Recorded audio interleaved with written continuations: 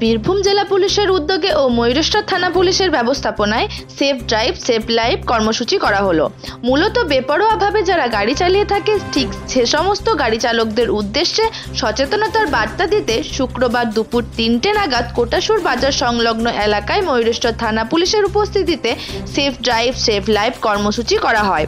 শুক্রবার দুপুরে safe drive save life কর্মসূচি থেকে সাধারণ মানুষের উদ্দেশ্যে ট্রাফিক আইন মানার পাশাপাশি যে সমস্ত বাইক চালকরা বিনা হেলমেটে বা 2-এর অধিক ব্যক্তি নিয়ে বাইক চালিয়ে থাকেন, এছাড়াও যে সমস্ত গাড়ি চালকরা সিট বেল্ট ছাড়াই গাড়ি চালিয়ে থাকেন তাদের জন্য সাবধানতার বার্তা দেওয়া হলো। এদিনের এই কর্মসূচিতে ময়ূরেশ্বর থানার পুলিশ প্রশাসন ছাড়াও উপস্থিত ছিল ময়ূরেশ্বর থানা এলাকার একাধিক সিভিক ভলেন্টিয়াররা।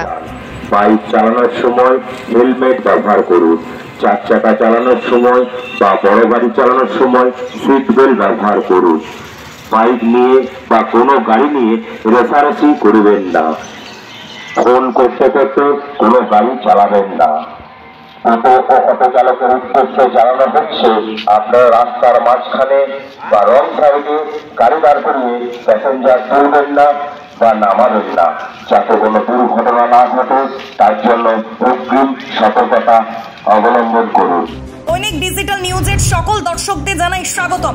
যে সমস্ত দর্শকরা আমাদের চ্যানেলটি এখনো ফলো বা সাবস্ক্রাইব করেননি তাদের জানাবো খুব তাড়াতাড়ি আমাদের ফেসবুক পেজটি ফলো ও ইউটিউব চ্যানেলটি সাবস্ক্রাইব করে রাখুন। ধন্যবাদ।